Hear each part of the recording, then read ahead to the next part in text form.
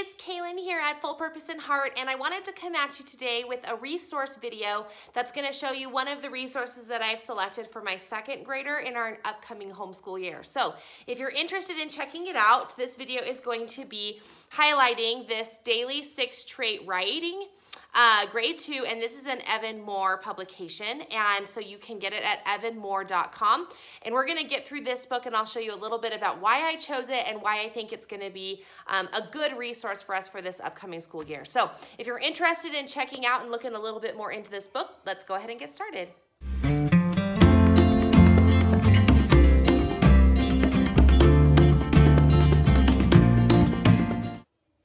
All right, my friends, so we are in the beginning of the curriculum hunt for our upcoming school year, and I always try to do it kind of really early in the spring, late winter, early spring, because I feel like a lot of resources go on sale. Like a lot of publishing companies have their sales those months, and I always am interested in finding curriculum. Now, this upcoming school year, I really want to make a concerted effort to focus on a good English plan for my second grader. If you've been following along in my channel, then you'll know that our first grade year rather was a little tumultuous in the English department. We started off with a curriculum that I decided was going a little bit too fast, was a little too aggressive, so we dropped it off, and I was just kind of doing more of an eclectic approach to our English subject. And consequently, I feel like a lot of those skills and rules, English rules and things kind of got brushed under the rug or missed altogether.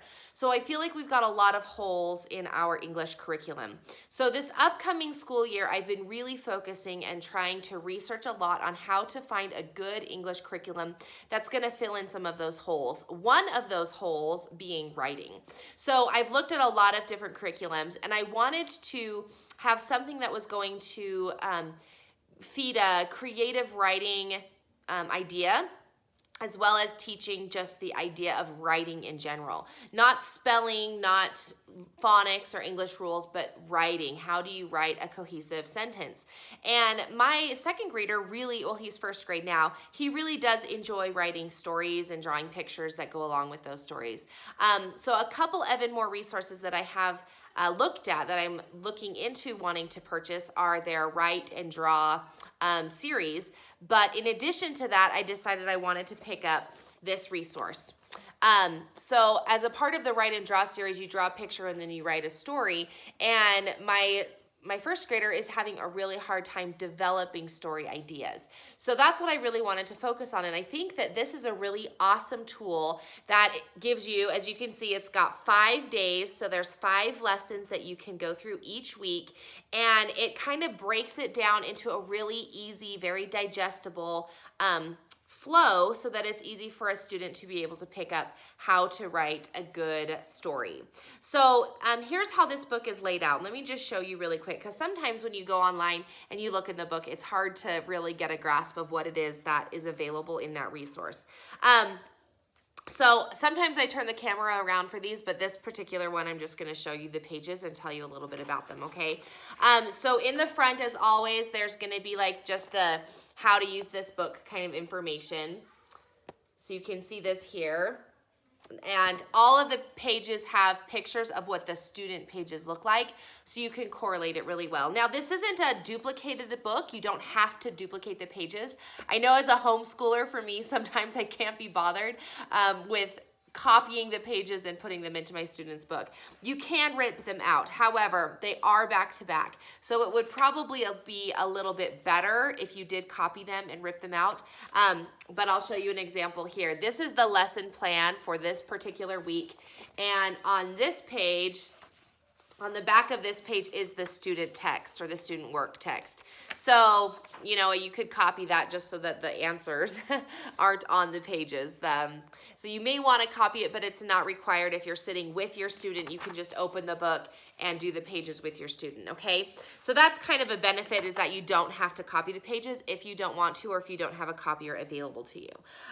It's awesome that they've got all of the days broken down for you. So they have 125 lessons. So you could do this each day of your school year, do one lesson, and they break it down. You can see here, they'll say, here's what you're going to read to your student. Here are 2 activities, and then here is a little bit of a convention that you can do. So it says, we capitalize the name of pets. Oh, so this is where they're going to tell you, like, it's an extension, so you can touch into some of the rules that go into writing a sentence. So we capitalize the names of pets and animals. We capitalize the beginning, put a question mark at the end. Those kind of sentence structure things that students need to learn, okay?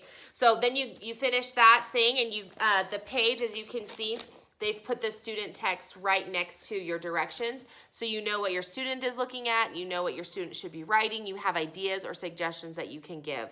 I would recommend that you have like a little whiteboard. I have my big whiteboard back here, you can see, so that you can demonstrate positive or quality sentences.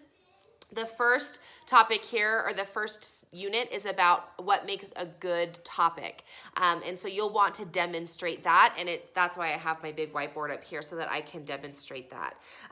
Let me tell you what each of the units are. So there are 5 units of study, and each unit of study has 5 lessons: Monday, Tuesday, Wednesday, Thursday, and Friday. The Friday lesson for each of the weeks is like a free write, or it's a writing prompt. So you can get like a writing journal, or I'll have the draw and write pages for my student, and then they can practice whatever it is that they've learned that week, and then go ahead and put the picture on the top for me. That's what I will be doing.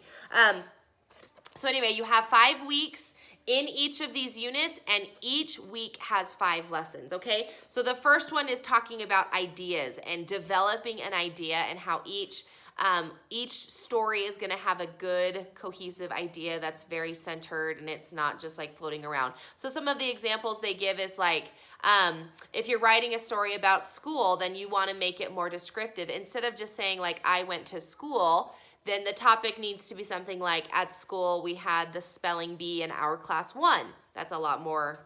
So anyway, it's going to teach how to be more descriptive and use descriptive words, okay? The second one here is organization.